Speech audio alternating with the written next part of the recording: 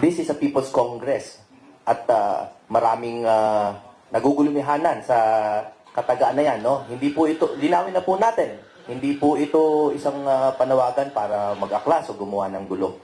But we are here to answer a question. And the question is this: what will it take? No? That's the question. What does it take for the people to reclaim their lost power over governance, over bad governance? Ang problema po natin, bibilisan ko lang, marami pong magsasalita. Ang problema po natin ay baha. No? At hindi lang po ito yung baha na flood control, tubig. Ang problema po natin, binabaha po tayo ng mga issue. Yung mga issue po are designed para sunod-sunurin tayo. At kapag tayo po ay completely inundated ng mga issue, hindi na po natin masolusyonan. Isa pong mabilis na halimbawa, bago ako magpasa ng mikropono, when we are making gains, akala natin ang Blue Ribbon Committee ni Senator Marcoleta ay making gains, siya ay papalitan. Tama po ba?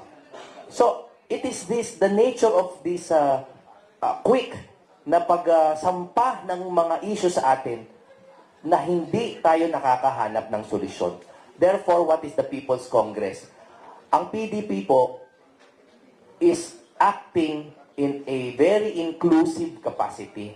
Hindi po ito parte lang namin, kundi ito po ay panawagan upang pagsama-samahin na po natin sa wakas ang ating boses to specifically address kung ano po ba talaga gagawin natin dito sa mga revelation. Puro po tayo revelation, no? Puro revelation sa Congress, puro ganito, puro ganyan. Dati po, akala natin matutumbok na natin yung problema sa eleksyon. Akala natin matutumbok na. May bagong issue. We are inundated. Binabaha tayo ng issue at sadya po na pag malapit na, meron na namang bagong bagyo. So what do we do? That is the question that we are actually propounding to you, our countrymen. Ano po ba ang gagawin natin? It's not a challenge. It is a real question. Ano po ba ang gusto niyo gawin? Because the PDP is willing to facilitate. Hindi head.